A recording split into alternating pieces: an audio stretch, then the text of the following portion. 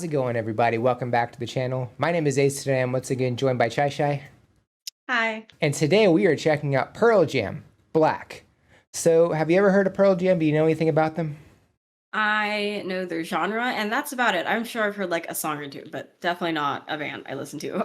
They are an American rock band that started in 1990. They are one of the bands that was big with the grunge movement in the hmm 90s. And this performance we're checking out is from the MTV Unplugged set. So this takes place in 1992. The members during this time were Eddie Vedder, who's on vocals, Mike McCready, who is on lead guitar, Stone Gossard, who's on rhythm guitar, Jeff Ament, who's on bass, Dave Abruzese on drums. Yeah, I'm excited to check this one out. I've heard, the song, but I don't think I've ever heard the acoustic version before, so I am excited to get started if you are. I am. Let's All do right, it. cool, cool. Don't forget to like and subscribe, and without further ado, Pearl Jam, Black. Here we go.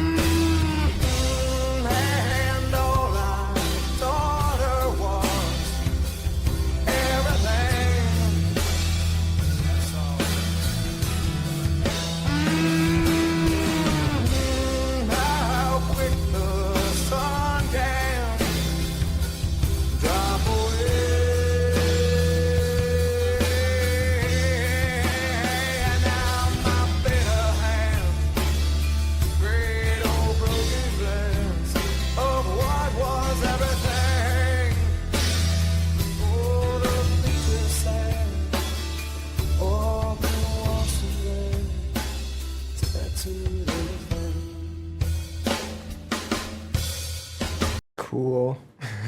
I straight up forgot from the beginning that it was acoustic, and I was like, why is even acoustic guitar? But I'm digging it.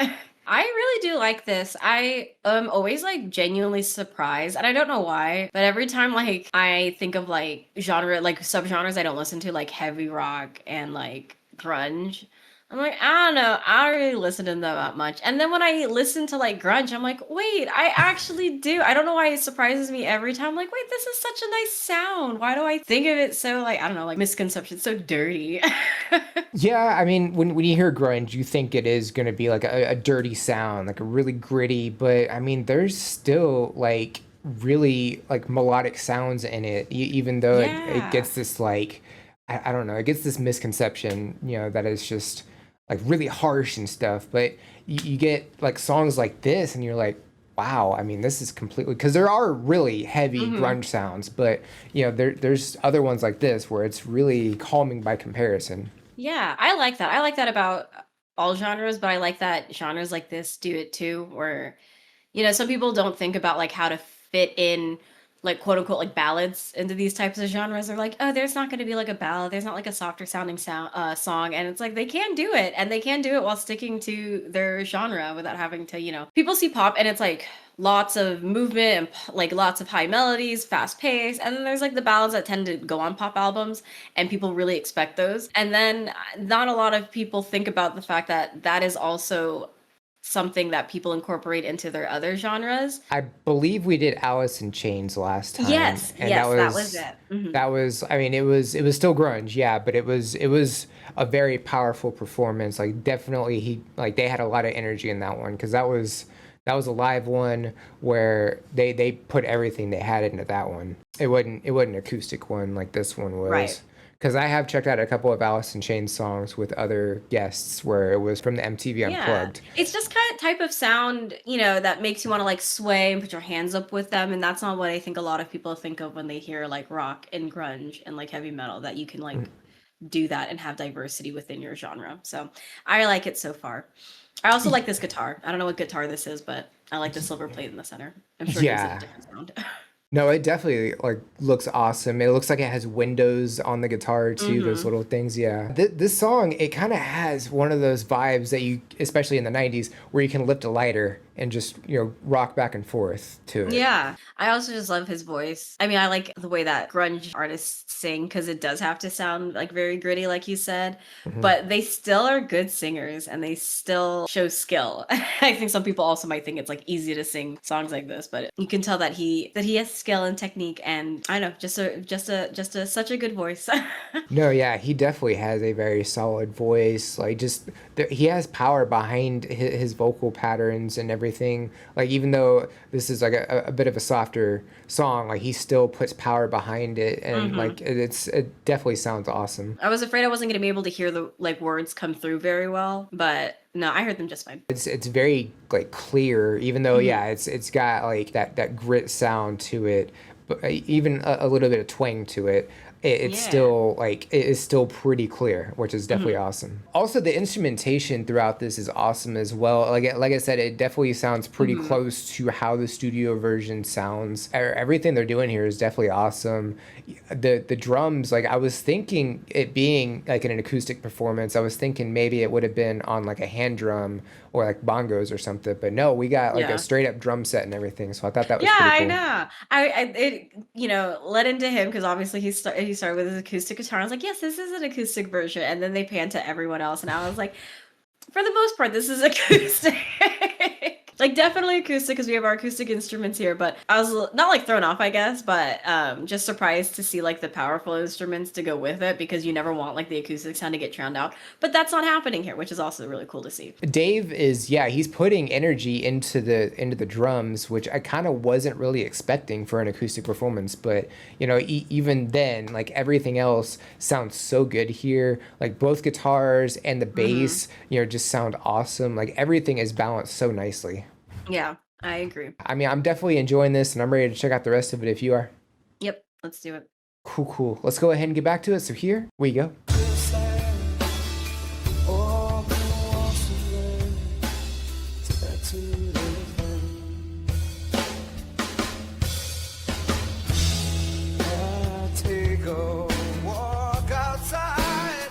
Hmm. I'm surrounded by some kids at playing. I can feel their laughter. Why do I see